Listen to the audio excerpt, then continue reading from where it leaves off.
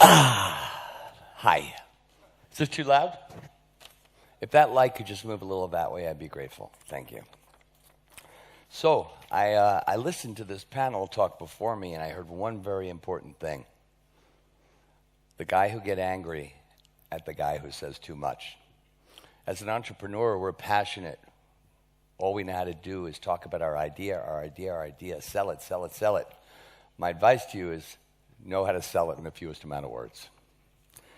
All I can share, that's much better. All I can share with you is my experience. I've been an entrepreneur my entire life for one reason. I had one job and I got fired, and I recognized nobody would ever hire me again.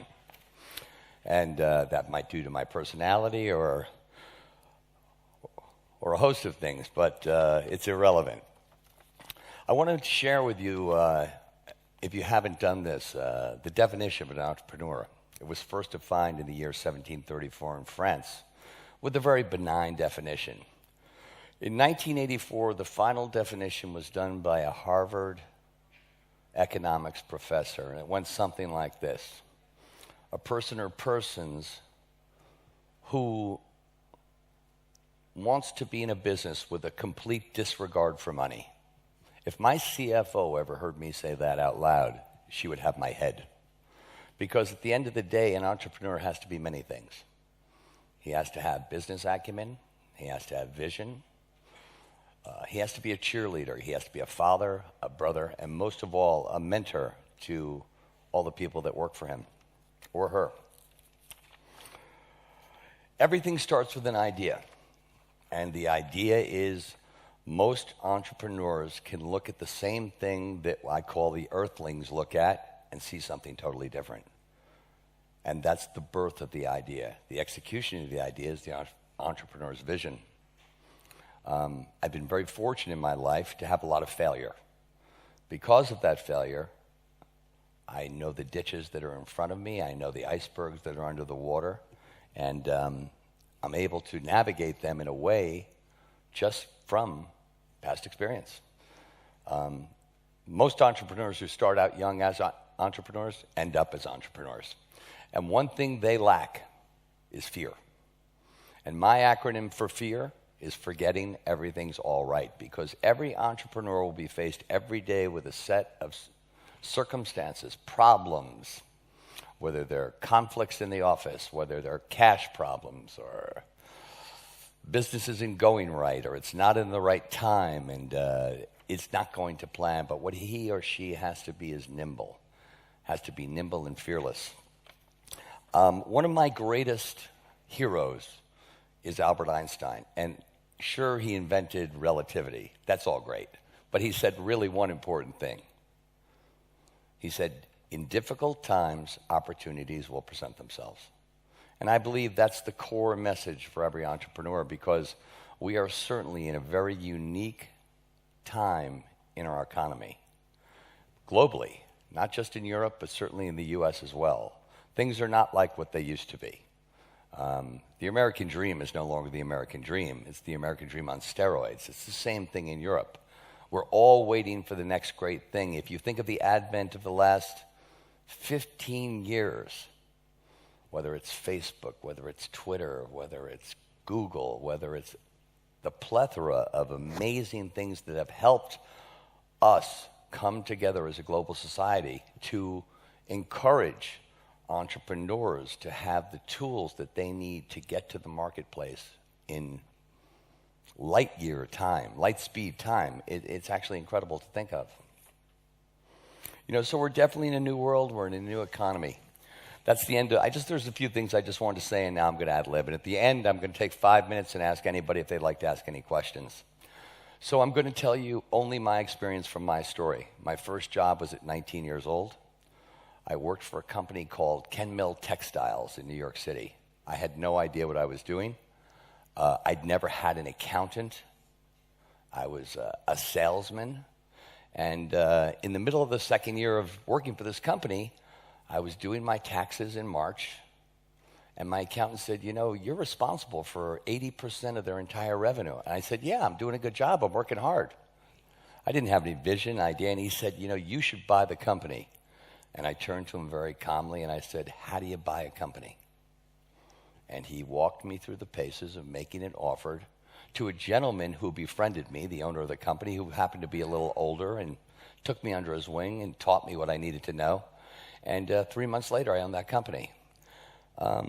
I was 21 and a half, 22, maybe just shy of my 22nd birthday, and I thought I had enough money for the rest of my life. At the age of 24, I was looking for a job again, because what I thought then, I was very immature. I spent most of it right away on new ideas and plowed through the money as fast as humanly possible. I went on to start a succession of a few other businesses. They revolved around technology, but not technology like internet technology, because I don't want to tell you my age, but the internet didn't exist back then. There was something called Prodigy, but nobody used it. And I did what I knew how to do best. I worked in the apparel field. And I became a consultant for many companies. And through that tenure, I learned a lot about why things go wrong. And at the age of, let's say, 40, 41, I decided all I wanted to do was start, build, and sell companies. That's where all of my knowledge came from, in the sense that I failed and succeeded so many times that I was able to predict what would work and what wouldn't work. I'm going to tell you the story of my current company, because this is a great story, and it has a lot to do with this forum today, with e-commerce, with the internet, with e-commerce sales, how to get there. The name of the company is Tommie Copper. Some of you may have heard of it, some of you may have not. It is less than 3 years old, and I'm going to tell you how we formed it. I like to do extreme athletics.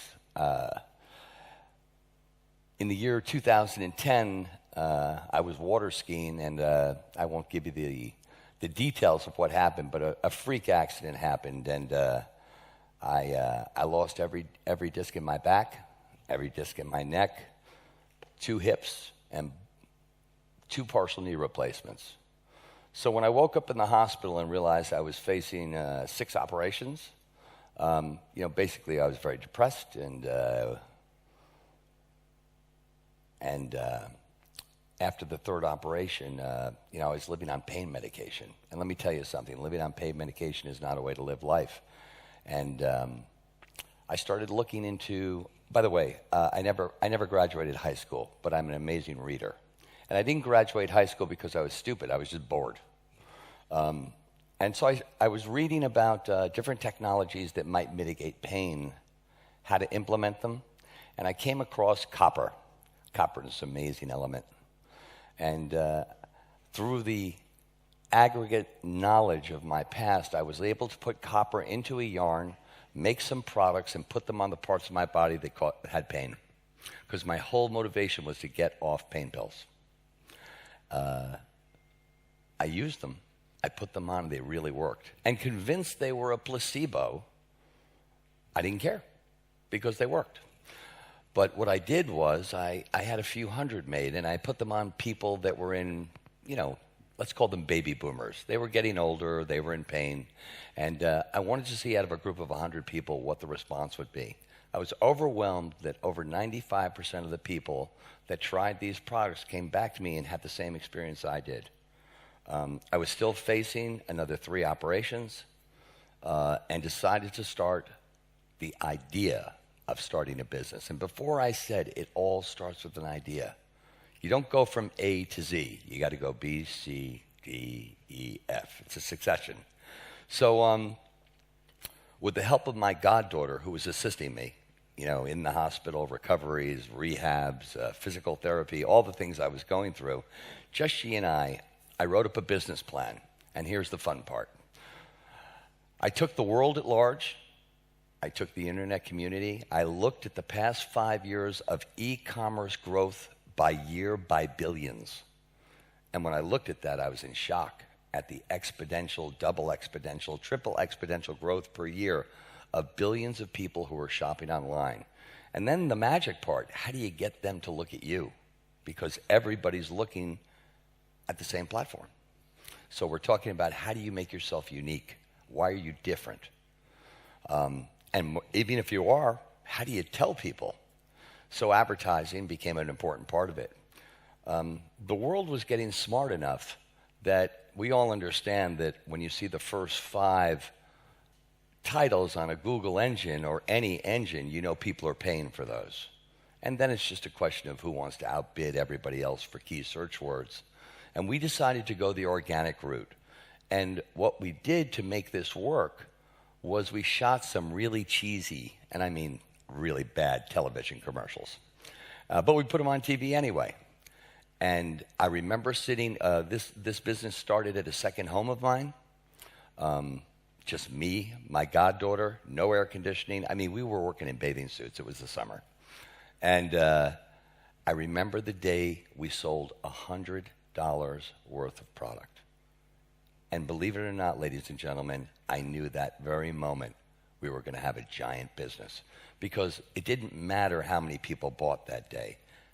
We found a way to get to people. And then it was just a question of extrapolating how we got to them and how to grow it. In my original business plan, I projected $1.7 million for the first year, which in my mind was a long drive, like very lofty. I want to backtrack for 1 second. An entrepreneur is a very passionate person, but my advice to every entrepreneur in this audience today is to do one thing. Don't be scared to surround yourself with people who are much smarter than you. They got to be loyal. You have to protect yourself, but don't be scared to surround yourself with people smarter than you, because at the end of the day, if this business takes off, I can assure you of one thing. You don't know every part of it. You don't have the acumen for every part of it. And if you think you do, I'm here to tell you you don't, because it happened to me. So getting back to our track of the business. So we thought we would do $1.7 million our first year. I'm very happy to say we did $22.8 million our first year. That sounds great, doesn't it? I was so not prepared to do $22.8 million the first year that how do you grow something that starts that quick? So I'm trying to share with my fellow passionate entrepreneurs success, because you've got to be prepared for it. So the business plan that I'm going to lay out for you right now very quickly was, if I did 22.8 the first year, expecting to do 1.7 and looked at the difference of that number, I could make a fair assumption what I was going to do the second year. We made a lot of money the first year, but if I was going to get to the third, fourth, fifth year, I had to build infrastructure. So I had to do the worst thing an entrepreneur can do, expect to lose money the second year in order to put the infrastructure in place to get to the third year. I can guarantee you 100%, had I not done that, you wouldn't have invited me here to speak today, because I would have been out of business. So we put together an A-list team. I hired the best of the best of the best. Salaries didn't matter, because now I knew I had a tiger by the tail, and all I was doing was holding on. In our second year, which was 2012, we did $38 million. And it was a very planned, incremental. We had the cash to do it. I want to again backtrack one little thing I forgot to tell you. In the first year, I put together a board of directors. Very important for every entrepreneur to think about. A board of directors' job is to be like, if anybody watched, I guess you don't know Star Trek, you're too young. Okay. A board of directors' job is to watch what you do. Not to run your business, but to report to them what you're doing 4 times a year on the telephone. Make sure each one of them has one has a financial background, one has a legal background, one has an advertising background, one's a business owner, one's an actor. Every board member, when they come into your company, in your head, you should say, what could they do for me over the course of this business? What network could they bring to me? So it's very important to put a board of directors together. So again, getting back to the second year, we did just shy of $38 million. with the plan that we were going to lose about $3 million. But it was all planned to get to the year we're in right now. Tracking where we are right now, this year, we are at the low going to do 62, but we budgeted ourselves to do 62. But in mid-year, end of second quarter, should we be ahead of schedule, which we are right now, we have planned to have the capital to do up to 75. And that's my handicap. I think we'll do around 72. So we're talking about just a wildly successful business in an industry that is consolidated so much that they're leaving no room for anybody else. The apparel business is consolidated. Picture a rubber band, a ball of a rubber band. There's no air left. There's no room for anybody to come in. The last relevant brand was a company called Lululemon, which has already been acquired. And earlier I heard some of the panel say, because, remember, the VCs, the financial people, they're your friends, but they have and I'm sorry, I'm just going to tell you the truth, they have an agenda. Their agenda is to build your company up, own as much of it as they can, and sell it as fast as they can. You as an entrepreneur have another agenda to decide when and how that happens. And you do that by the leverage of dilution. You issue X amount of shares, you raise your capital. There's two schools of thought to do that. The standard that most do is get the money while you can. Only because I have a couple of years under my belt, I chose not to do that. My first capital raise was, we issued 10 million shares. They were at $1. But based on its success, I was able to continue raising money as I needed it, but at higher rates. It's great to go back to your investors after you've diluted them and tell them they're worth more money. That's a great thing for an entrepreneur to say. And the reason I'm leaving the 5 minutes at the end is I'm sure I'm begging some questions from both sides of the fence right now. So that's what we did. So we had our raises at these are how we did it. We started at $1 based on our success. In the middle of the next years, we raised money at $1.75. Then we raised money at $3. And we've just gotten done raising a few more $1 million at $5 a share. Yet we're not 3 years old. You have to ask yourself one question. Why are they investing? The net answer, below the line, no conversation about it, they're investing in you. They look at you and say, can this guy, this girl, this group get to where their 2, 4, 6, 8, 10-year plan is? That's what they're looking at. And that's why you've got to be the leader. You've got to be the cheerleader. You've always got to be up. Even when things are going sideways, you have to say, I have a solution, and you have to know what that solution is. I like to think that business is equal to a chess game. And entrepreneurs, if you don't know how to play chess, start reading about it now, because a well-placed pawn can take out a king. And leverage from an entrepreneur to its financial instrument that's working with it should be a union. It shouldn't be two people working against each other. And the art of an entrepreneur is to get their investor or their financial instrument to understand what they want to do, to together decide what the exit is. Is it an IPO? Is it a sale? Is it an acquisition to a bigger company? Which consolidation is a very appropriate thing for most of the people here today. And you need to make those decisions, because if everybody's working parallelly towards the same end result, it's magnificent. If one faction is going this way while you're all going this way, it's like a tidal wave. Everything goes sideways. Being an entrepreneur or being your own boss or coming up with the next great idea is one of the most fabulous things in the world. You have to understand how to accept failure. You have to understand how to accept success with humility. I have, by the end of third quarter, we will have 100 people working for us. They're my children. I mean, they might be older than me, some of them, but they're my children. I'm responsible to make sure they get paid, that they have good health care. We tend in our company to treat people very, very well, because attracting the right people makes the company the company. So if you come work for our company, you get a gym membership. You get the best health care. anything we can do to attract the best employees, we do that.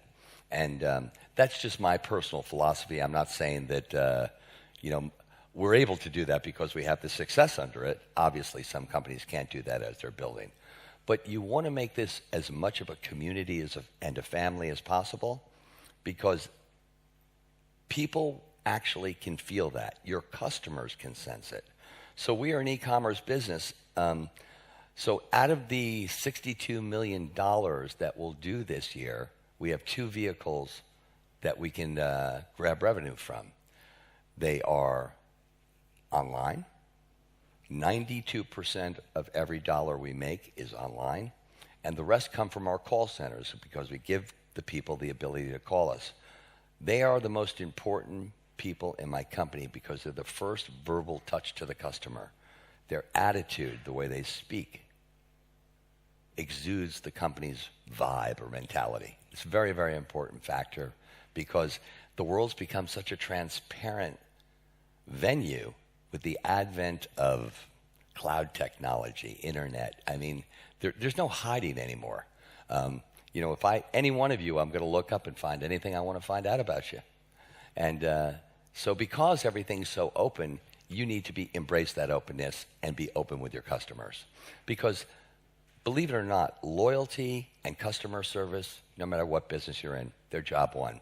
And you all know that. You've gotten on the phone with somebody who's pissed you off, and you hang up the phone and you tell your wife or your sister, it's like, I'm never going to do business with that company again. They're horrible people. That's a very, very poor experience, and you don't want to have that. So I'm looking at the monitor. I think this is like 29, which is my lucky number. So I'm going to open it up for 5 minutes of questions. And I can't see any of you, so I'm going to stand up.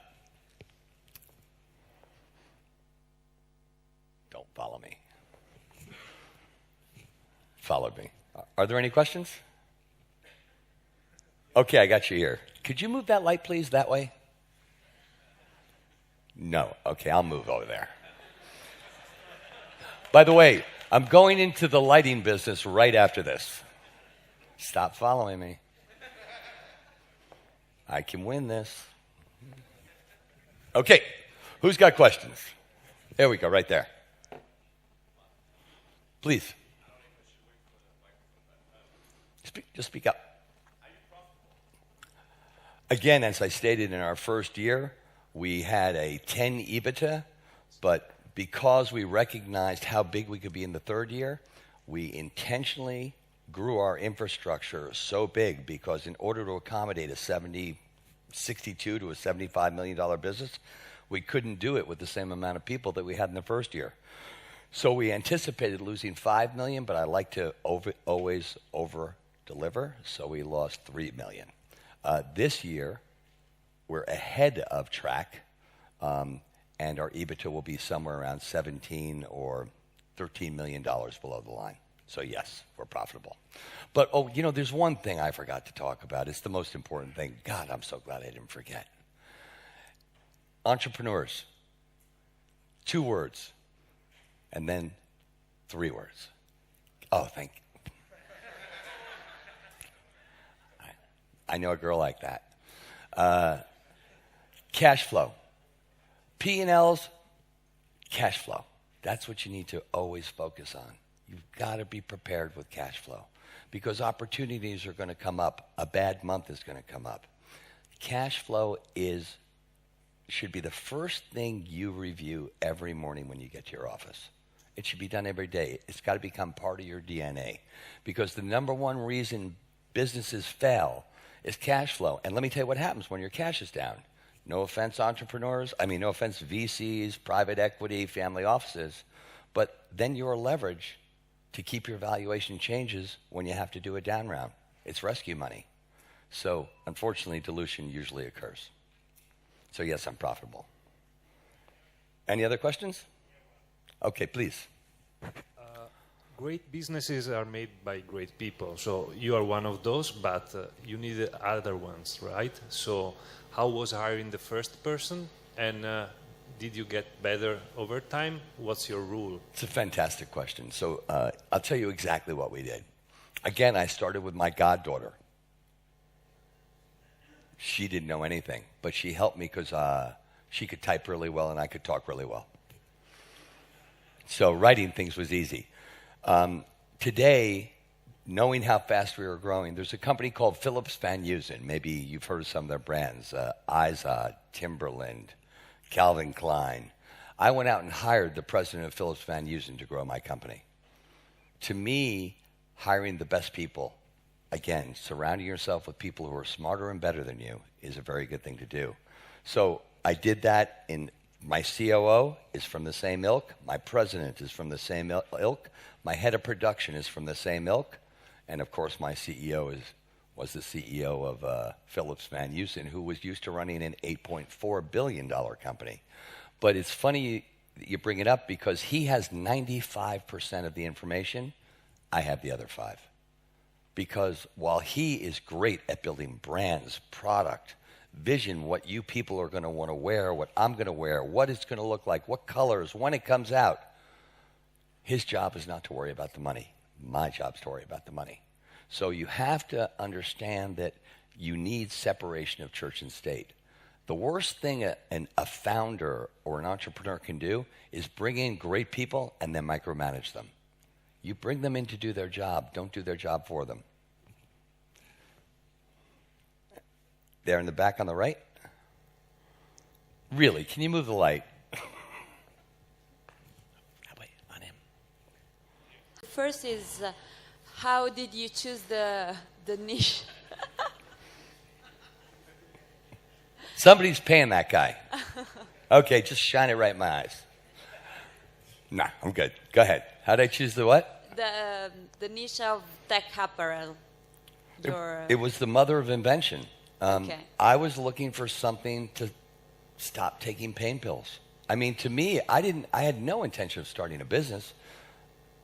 I built this product and researched it and made it so I could take my level 10 pain to a level 2 and get through the day without narcotics. Okay. And the second question was, did you do option plan for your first employees? Or Here's exactly what I did. My board, because they were very experienced, all got 100,000 options. And the basis was a penny a share for the founder and the board, but I made them write me a check.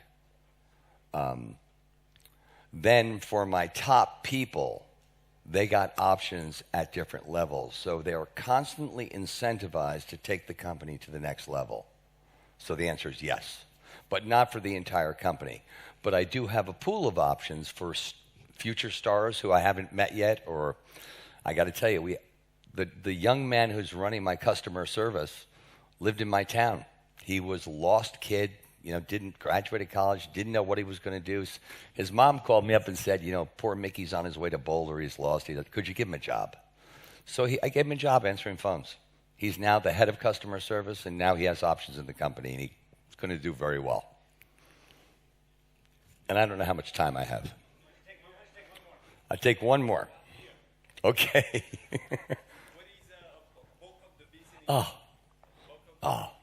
Revenue, bulk of the business were online or traditional distribution? Well, when you say traditional distribution, I It's assume you mean stores. wholesale. Yeah, wholesale, yeah. Zero. Zero wholesale. Now, So what's the secret of, that's going to cost you money. No. Marketing and branding. 0 to no, 72, right? Marketing and branding is the secret. Identifying a problem and having the absolute best solution at a price everybody can afford. The simplest of simple linear thinking is the answer to that question. not ad, Google ads, nothing. I mean, just product and communication. I believe that people are smart enough today that they'll look through the paid search and go to the organic search, and that worked. And we also, one of the things we did was we got so many letters from people. We just sent product everywhere for free. We sent it to Olympians. We sent it to athletes. We sent it to regular people. The reviews were so amazing that, for instance, Dara Torres, 17-time medalist at the Olympics, won the gold when she was 16, ended 41. She sent us a letter, said, you know, your products have saved my life. I hired her. She's an ambassador to the company right now. She's actually on the biggest TV show we have.